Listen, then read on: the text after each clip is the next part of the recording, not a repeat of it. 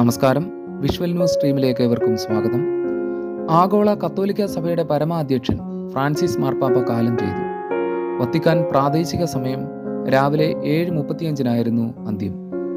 Pneumonia ബാധിതനായ ഗുരുതരാവസ്ഥയിൽ 38 ദിവസം ആശുപത്രിയിൽ കഴിഞ്ഞ ശേഷമാണ് മാർച്ച് 23 മാർപ്പാപ്പ തിരികെ എത്തിയത്.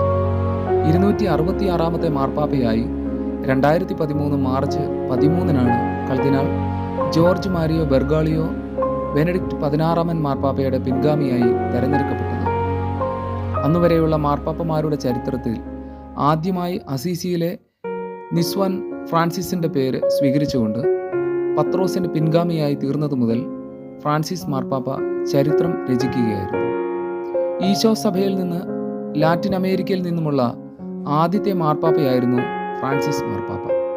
മാത്രവുമല്ല, സിറിയയിൽ നിന്നുമുള്ള ഗ്രിഗറി മൂന്നാമന് ശേഷം യൂറോപ്പിന് പുറത്തു നിന്നുമുള്ള മാർപ്പാപ്പയും അദ്ദേഹമായിരുന്നു.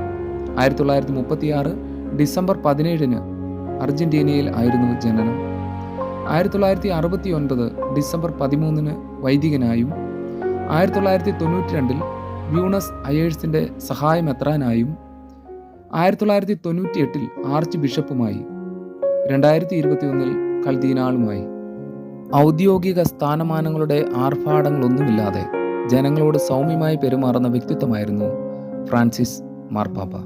News desk, visual news stream.